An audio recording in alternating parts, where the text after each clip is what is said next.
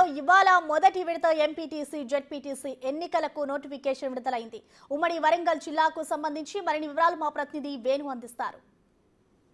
ఉమ్మడి వరంగల్ జిల్లా వ్యాప్తంగా 37 మండలాల్లో ఈ రోజున ఎంపీటీసీ జెడ్పీటీసీ అభ్యర్థుల కోసం నామినేషన్లు తీసుకోబోతున్న పరిస్థితి. ఇక గ్రామాల లోపల ఇప్పటికే ఎన్నికలకు సంబంధించి కొంత సందిగ్ధత పరిస్థితులతో కనిపిస్తోంది. ఓవైపు కోర్టు తీర్పు ఏ విధంగా ఉండబోతోంది, మరోవైపు ప్రభుత్వం ఏం చేయబోతుందనే దానిపైన కూడా చర్చలు జరుగుతున్నాయి. ఈ నేపథ్యం లోపల అటు నామినేషన్ల స్వీకరణకు సమయం ఇవ్వడంతో అసలు గ్రామాల లోపల ఒక రకమైన మిశ్రమ స్పందన కనిపిస్తుంది. ప్రస్తుతం మనం హనుమకొండ జిల్లాలోని ఐనవోలు మండలం కొండపర్తి గ్రామంలో ఉన్నాం. అసలు గ్రామస్తులు ఎట్లా వాళ్ళ స్పందన ఎట్లా ఉంది, స్థానిక సంస్థ ఎన్నికలకు సంబంధించి ఏం చెప్పబోతున్నారు, వాళ్ళ వర్షన్ ఏందో ఒకసారి వాళ్ళ మాటలో విందాం.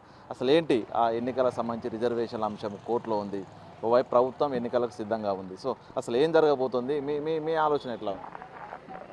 ఇప్పుడు ఎన్నడూ లేని విధంగా మన లోకల్ బాడీ ఎలక్షన్స్ మరి రిజర్వేషన్లు వాటి గురించి మరి ప్రభుత్వం కాలయాపన చేసి 2 సంవత్సరాల తర్వాత ముందుకొచ్చి మరి తూతూ మంత్రంగా మరి బీసీలకు అమాయకులను చేస్తూ రిజర్వేషన్లు కల్పిస్తారని నమ్మబలికి మరి చేసిన తర్వాత అదే సంబంధించిన రెడ్డి సంఘం వాళ్ళు పోయి కోర్టులో వేయడం జరిగింది.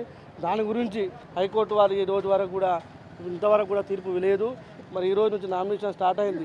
ఒకవేళ నామినేషన్ వేసి ఎలక్షన్ జరిగితే అభ్యర్థులు గెలిస్తే మళ్ళీ వాళ్ళు సుప్రీంకోర్టు వెళ్ళిందనుకో దానికి సంబంధించిన న్యాయం ఎవరు చేస్తారు, అభ్యర్థులకు ఎవరు కల్పిస్తారు? గౌరవ ముఖ్యమంత్రి గారిని ఒకటే కోరుతున్నాం, ఇప్పటికైనా స్పందించి ఏదైతే మరి ఈ సంఘాన్ని వాళ్ళని పిలిపించి మాట్లాడి ఏ విధంగా ముందుకెళ్ళాలి. మీరు కూడా రెడ్డి సంఘంలో నాయకులే, మీతోటే జరుగుతుంది, ఏది జరగాలనుకున్నా మీరు ఇప్పటికైనా స్పందించి మీరు వాళ్ళని కలుపుకొని రిజర్వేషన్ల ప్రక్రియ గురించి మాట్లాడి అందరి న్యాయం చేకూరేలా మీరు అభ్యర్థులకు కానీ ఎవరైనా నష్టపోకుండా కాపాడాలని ముఖ్యమంత్రి కోరుతున్నాం. మా నుంచి మీరు చెప్పండి, మీ గ్రామం లోపల అసలు ఏంది పరిస్థితి? నిజంగా పార్టీల నుంచి అభ్యర్థులు సిద్ధంగా ఉన్నారా? గ్రామ పంచాయతీ లోపల పాలన లేక చాలా ఇబ్బంది, అభివృద్ధి లేదు. సో నిజంగా ఎన్నికలు జరగాలని ఉందా? అభ్యర్థులు సిద్ధంగా ఉన్నారు మీ గ్రామంలో?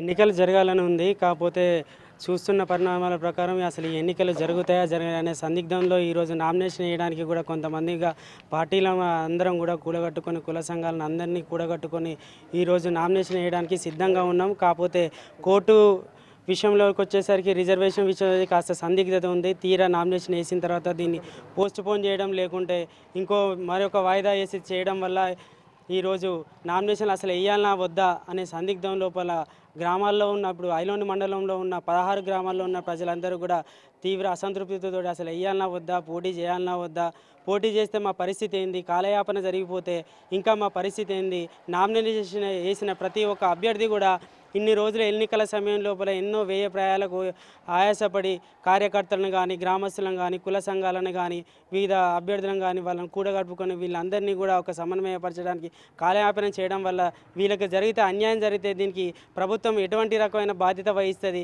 ప్రభుత్వం వీళ్ళకు ఏ విధంగా వీళ్ళను తిరిగి మళ్ళీ వీళ్ళను సమాజం లోపల వీళ్ళు పెట్టుకున్న ఆర్థిక పరిస్థితులను చూసి వాళ్ళను మెరుగుపరుచుకోవాల్సిందిగా ప్రభుత్వానికి విజ్ఞప్తి చేసి ఏదో విధంగానైనా ఎన్నికలు జరపాలి.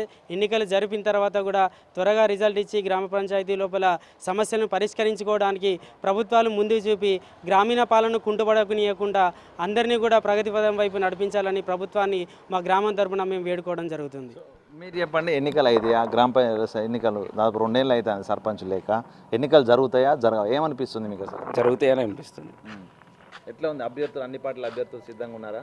ఉన్నారు, సిద్ధంగానే ఉన్నారండి, రెడీగానే ఉన్నారు. ఏంది అసలు ఈ 20 నెలల పాటు సర్పంచ్ లేడు, వార్డు మెంబర్ లేరు కదా. సో అభివృద్ధి అనేది నిజంగా సర్పంచ్ ఉంటే కొంత అభివృద్ధి జరిగే అవకాశం ఉండేది.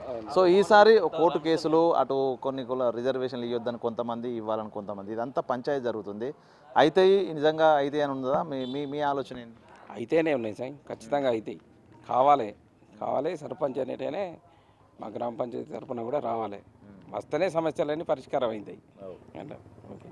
సో ఇది మొత్తానికి మనం కొండపర్తి గ్రామంలో స్పందన చూసాము. ఓవైపు దాదాపు 20 నెలలుగా కూడా పాలన కుంటుపడింది, గ్రామ పంచాయతీ లోపల అభివృద్ధి పడకేసింది. సో ఎన్నికలు జరగాలి, కానీ రిజర్వేషన్ల అంశంపై ప్రభుత్వము కొంత ముందు చూపుతూ ఉండదు. ఎందుకంటే కోర్టులు రేపు నామినేషన్లు వేసి ఎన్నికల ప్రక్రియలకు వెళ్ళిన తర్వాత కనుక ఒకవేళ నోటిఫికేషన్ రద్దు చేస్తే పరిస్థితి ఏందనేటువంటి అనుమానాలు కూడా స్థానికుల నుంచి అయితే వ్యక్తమవుతున్నాయి. మరోవైపు ప్రభుత్వము అటు పిటిషనర్గా ఉన్నటువంటి రెడ్డి సంఘాల నాయకులతో మాట్లాడి పిటిషన్ ఉపసంహరించుకుంటే ఇటు ఎన్నికలు పూర్తవుతాయి, గ్రామాల లోపల పాలన కూడా సవ్యం కొనసాగుతున్నటువంటి ఒక మిశ్రమ స్పందన అయితే వినిపిస్తుంది. మొత్తానికి కోర్టు తీర్పు ఏ విధంగా ఉండబోతుంది, ఆ తర్వాత సుప్రీంకోర్టులో కూడా ఛాలెంజ్ చేసే అవకాశం ఉండడంతో దీనిపైన కొంత మల్లగులాలు పడుతున్న పరిస్థితి ఉంది. ఏదేమైనా కూడా 3 పార్టీల నుంచి అయితే అభ్యర్థులను అయితే ఇప్పటికే పార్టీలు సిద్ధం చేశాయి. నామినేషన్ల ప్రక్రియ పూర్తి చేసి ఎన్నికల్లో పోటీ చేసేందుకు పార్టీలు అయితే సిద్ధంగా ఉన్న పరిస్థితి. మొత్తానికి ఉమ్మడి వరంగల్ జిల్లా వ్యాప్తంగా ఉన్నటువంటి 37 మండలాల లోపల ఇదే పరిస్థితి కనిపిస్తోంది.